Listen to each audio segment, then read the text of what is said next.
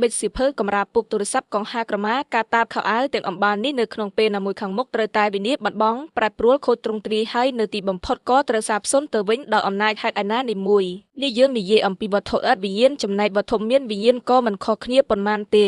មនុស្សប្រុសស្រីសត្វដេរឆានទាំងឡាយក៏តែងតែជួបនៅច្បាប់នៃសេចក្តីសាបសូន្យដូចតែគ្នាគ្មានវត្ថុឥតជីវិតវត្ថុមានជីវិតណាមួយអាចជាពីសេចក្តីស្លាប់នេះបានឡើយសេចក្តីស្លាប់ជាធម្មជាតិសកលដែលមានប្រសិទ្ធភាពលើគ្រប់ភូមិឋានទាំងអស់ស្លាប់ជាទីបំផុតនៃវត្ថុទាំងអស់ដែលបានកើតឡើងនិងមានវត្តមាននៅលើពិភពលោកយើងនេះប្រុសស្រីក្មេងចាស់បណ្ឌិតជនពាលខ្មែរចាមវៀតណាមថៃឡាវភូមាឥណ្ឌាចិនជប៉ុនជាដើមជនគ្រប់រូបនៅលើផែនដីនេះនៅទីបញ្ចប់អ្នកទាំងនោះនឹងត្រូវលះបង់នៅអត្ថភាពសញ្ញេតទ្រព្យសម្បត្តិឈានជុំវណ្ណៈគ្រប់គ្នាទាំងអស់ឲ្យមានអ្នកណាម្នាក់ឡើយជនទាំងឡាយដែលគិតឃើញដូច្នេះហើយក៏បីមានស្មារតីពិចារណាថាជីវិតអាត្មាអន់គង់តែដល់នៅសេចក្តីស្លាប់ជាធម្មតាឥតកន្លងសេចក្តីស្លាប់បានឡើយកិច្ចការណាដែលមានប្រយោជន៍ត្រូវរូតរះធ្វើឲ្យហើយតន់ខ្លួននៅមានជីវិតទ្រូបបើមរណភាពចូលមកដល់ហើយឥតមានអ្នកណាម្នាក់អាចតទល់នឹងយកជ័យជំនះលើសេចក្តីស្លាប់បានឡើយអានដោយសំឡេងសព្វនិមិត្តសារិកា AI